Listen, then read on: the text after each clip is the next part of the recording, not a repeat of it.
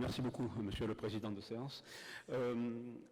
Avant de commencer ma présentation, je voudrais surtout remercier le Président de la République de Djibouti, le gouvernement de la République de Djibouti, ainsi que l'Education Relief Fund et tous les organisateurs pour l'invitation à participer à ce colloque et pour leur merveilleux accueil ici.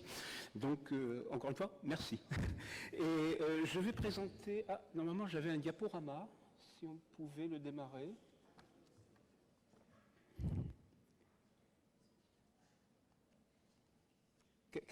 Is it possible to start the slideshow?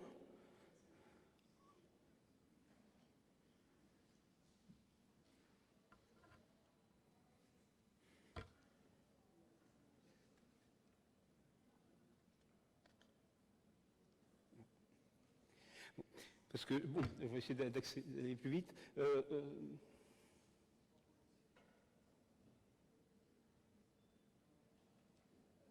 Je suis ici pour représenter, pour l'instant je peux vous en 2 mots expliquer, je suis ici pour représenter une association d'universités asiatiques et également européenne qui s'appelle l'ASAIL.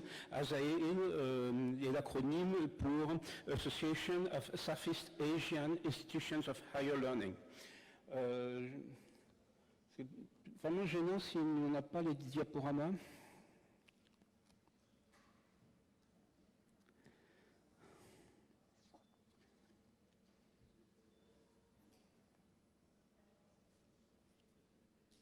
Ah, voilà.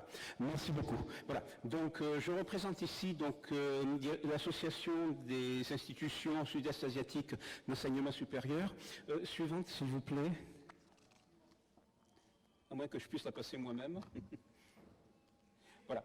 Qu'est-ce que l'ASAIL? En 2 mots, c'est en fait une société, un réseau d'universités qui est en fait une très ancienne institution qui a été créée en 1956, qui regroupe actuellement 245 membres sur un peu plus d'une vingtaine de pays et qui a été initialement créée comme une ONG, hein, et dont le rôle est bien entendu de promouvoir le développement global dans l'éducation, de promouvoir également des projets innovants en termes de recherche, mais qui n'est pas elle-même impliquée dedans. Elle facilite les échanges, c'est surtout un portail pour clearinghouse, un portail pour permettre des échanges dans les acteurs vraiment actifs. Et c'est une association initialement sud-est asiatique, s'est étendue bien au-delà de la région, puisque maintenant elle groupe aussi bien des pays européens que du continent américain. Et pourrais-je avoir la suivante, s'il vous plaît? Et donc, ce que je souhaiterais faire aujourd'hui, c'est de vous présenter ce que... Bon, d'abord, qu'est-ce qu'était l'ASAIL, et ensuite, ce que nous faisons, ce que nous avons mis en place, et pourquoi. Hein, et en fait, je suis très heureux de présenter ça à ce moment-là, aujourd'hui, tout simplement parce que ce matin, nous avons eu plusieurs présentations vraiment absolument excellentes, et j'ai notamment retenu celle du docteur Wengo et celle du professeur Nkonou, qui vraiment ont très très bien résumé la philosophie qui a sous-tendu nos actions. Là, je vais surtout vous parler d'éducation supérieure, d'université, hein, où les problèmes sont différents de ceux que l'on peut rencontrer quand on est à un niveau d'éducation avant l'université. Hein. Nous n'avons pas vraiment un problème d'inclusivité au sens où on peut l'entendre. C'est pas ça le problème vraiment. Il y a bien entendu, le problème existe parce que les gens qui viennent à l'université ont déjà dû passer par les niveaux précédents où peut-être ces problèmes-là sont plus importants. Donc, on en voit quand même des conséquences. Mais c'est pas exactement ça que l'on vit. Ceci dit, la discrimination existe, mais elle est différente. Elle est basée surtout sur un autre niveau. Elle est basée sur, par exemple, l'université d'origine. Sur la capacité, la réputation en recherche, en innovation. Donc le modèle de société. Elle est basée également sur le pays. conséquence. C'est pas exactement la même chose, hein, mais c'est quand même très important. Hein, et c'est un souci. C'est un souci parce que c'est un modèle qu'on tente d'imposer à tout le monde. Et ce n'est pas forcément une très bonne idée. C'est notamment, et ce modèle, on le voit s'imposer fortement avec la culture du ranking, des notes qui est apparu ces 10 dernières années, des notes qui sont données annuellement, notamment par l'université Jiatong de Shanghai, en Chine, et qui notent en fonction. Et tout le monde essaie d'aller vers cette course à la notation, à la reconnaissance. On essaie d'imposer le même modèle à tout le monde, ce n'est pas forcément une très très bonne chose. Et ça génère aussi d'autres problèmes, qui sont que... on rentre dans un jeu d'imitation, on essaie d'imiter un autre modèle qui n'est pas forcément adapté, et puis les gens qu'on envoie se former partent et ne reviennent pas. Il y a un problème de fuite des cerveaux aussi, qui est très important lié à cela. Suivante, s'il vous plaît. Je vais essayer d'accélérer parce qu'on m'a demandé de tenir le plus temps possible. Suivante, s'il vous plaît. Diapositive suivante. Voilà. Donc comment peut-on essayer d'aller au-delà de ça? Suivante. Hein, notre philosophie, elle se résume très bien avec une phrase prononcée il y a très très très longtemps par Confucius. C'est en fait, il ne faut pas du tout chercher l'uniformité, il faut chercher l'harmonie. Quelque chose qui a été redit plusieurs fois aujourd'hui. Hein, c'est très important de chercher la synergie, la complémentarité, non pas d'imposer le même modèle à tout le monde. Suivante, s'il vous plaît. Diapositive suivante. Voilà. Donc, pour nous, l'objectif est de développer vraiment un vrai programme international, de vrais programmes internationaux d'éducation supérieure. Suivante, s'il vous plaît. Et comment faire cela? Suivante. Voilà. Donc, nous avons créé, au sein de l'Azaïn, un programme que nous avons intitulé Azaïn Mundus, par référence au programme européen Erasmus Mundus, okay, où l'objectif est de créer de vrais programmes internationaux, pas d'exporter l'enseignement d'une université à une autre. L'objectif pour nous est de ne pas avoir de pays leaders et de pays suiveurs. Non, tout le monde est au même niveau. Hein, et le programme est un programme créé à partir de rien, complètement nouveau, ex nihilo. Hein, et c'est le même programme pour tout le monde. Il n'y a pas de transfert. Et notre objectif était aussi d'éviter fortement le drainage des cerveaux. Hein. Pour cela, qu'est-ce que nous faisons? Nous faisons exclusivement de l'enseignement à distance, en utilisant de la visioconférence, pas de MOOCs, associé à des diplômes qui sont décernés par les universités. Hein. Un des objectifs majeurs est de garder les gens qui sont le plus importants pour un pays dans leur pays. Hein, de ne pas les faire bouger, donner toute la formation possible, une formation internationale, mais qu'ils restent là où ils sont le plus utiles. Hein. Et bien sûr, d'adapter cela à la technologie moderne. Suivant, s'il vous plaît. Diapositive suivante, merci.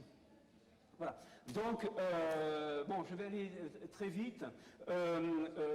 Vraiment, ce dont nous avons besoin aujourd'hui, c'est d'utiliser la technologie moderne, mais à bon escient.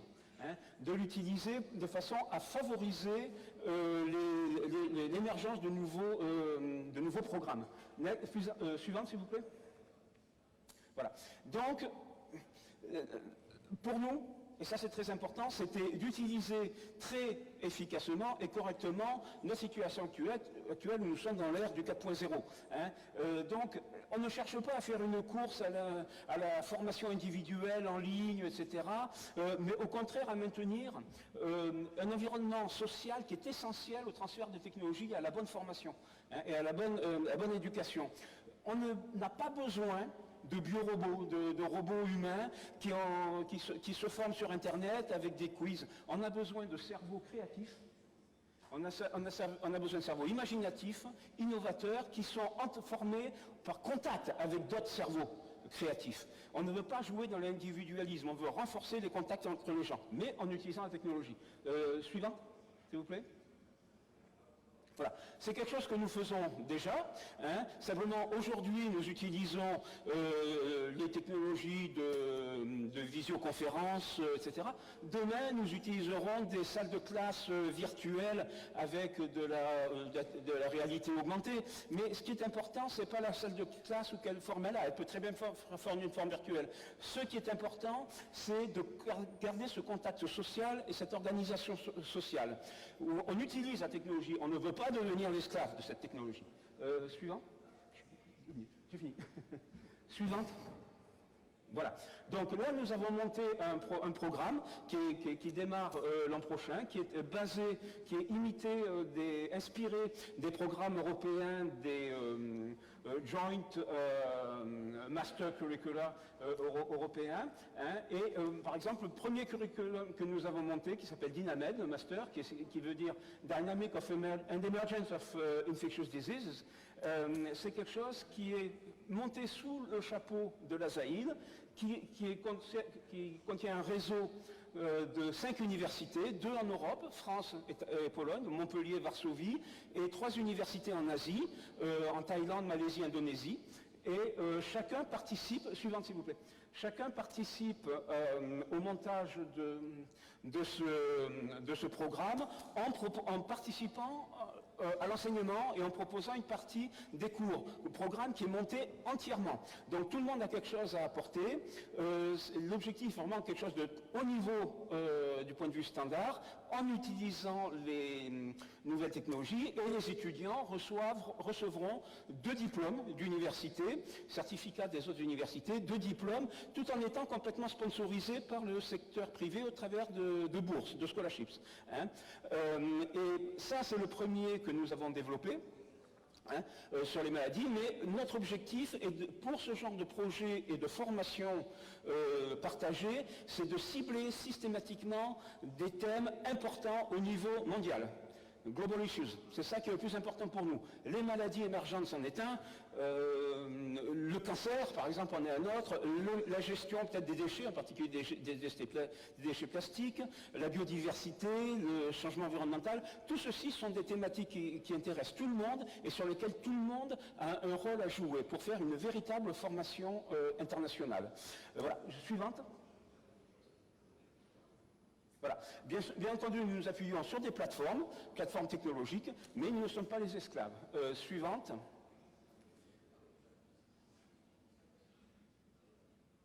Voilà. Bon, voilà. Bon, pour nous, c'est une opportunité de faire de créer de nouvelles bases en s'adaptant au nouveau monde, s'il vous plaît, mais pas de façon inconsidérée. Et je vais m'arrêter là, s'il vous plaît, la dernière. Voilà, en vous remerciant pour votre attention.